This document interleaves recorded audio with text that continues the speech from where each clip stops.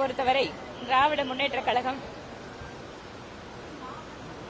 முன்னாள் ஊழல் அமைச்சர் இந்நாள் தியாகியை அறிவித்திருக்கிறார்கள் கோவை தெற்குக்கு. தமிழக வரலாற்றிலேயே ஜெயிலில் இருந்து ஒரு அமைச்சரை வைத்திருந்த ஒரு பெருமை திமுகவிற்கு தான் உண்டு.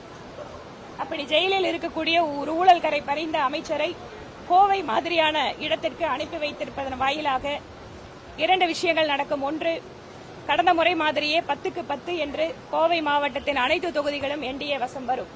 இரண்டாவது, இம்மாதிரி ஒரு ஊழல் கரை பதிந்த அமைச்சரை அனுப்பியிருப்பதன் வாயிலாக கோவை மக்களை திமுக அவமரியாதை செய்திருக்கிறது.